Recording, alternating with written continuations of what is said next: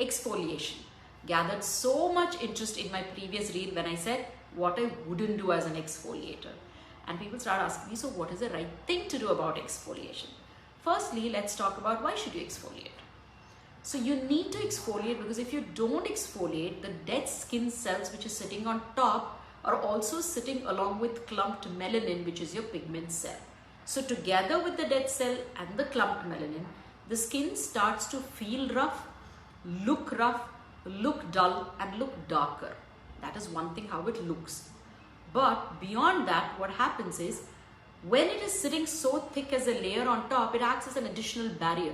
So no matter what active, what cream, what skincare you're putting on top, it just does not penetrate inside. So it doesn't give you the benefit. So therefore, it is very important for you to exfoliate.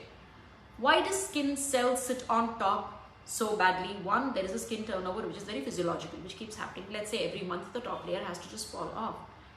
When there is less humidity outside, when things are too cold, or as you age, or if there are certain skin issues, like let's say psoriasis, dermatitis, then the skin can just end up sitting on top without ability for it to just be thrown out. That's when it needs assistance. What are the kinds of exfoliation? There could be physical, there's chemical.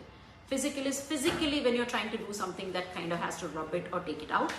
Chemical is you put something where it actually removes the bonds between the dead cells and help the dead cells kind of fall off easily. So these are the two ways of doing it. What can you do at home is some of our very favorite things which my mom did as we were growing along is every Sunday while we bathed, we were exfoliated with grated coconut, and she used to put some turmeric into it. Someday when she fancies, she'd put some rice flour into it. Another day she would end up putting some kesar, which is which kind of brightens your skin. So she used to put any of these onto that and make a concoction and nicely give us a bath with it.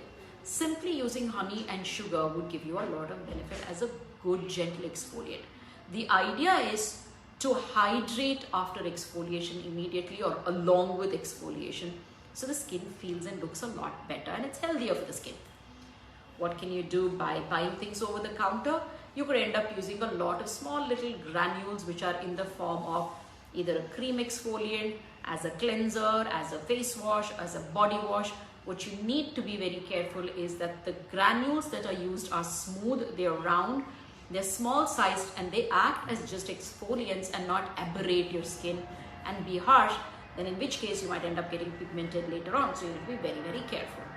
What can you do at your doctor's office? You could do a whole array of peels depending on your skin type, depending on your condition, where it kind of eases out the dead skin cells really well and hydrates. Or you can end up doing a good old microdermabrasion, which most of us don't do it anymore because it's pretty harsh.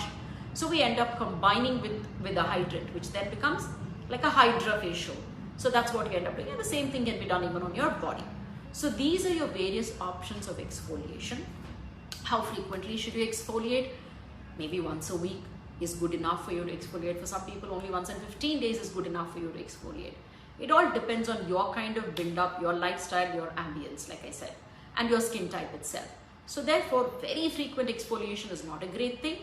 Do it at the right interval, and that actually helps your skin glow better, look even toned, and kind of receive and take the actives and good ingredients that you're putting on top.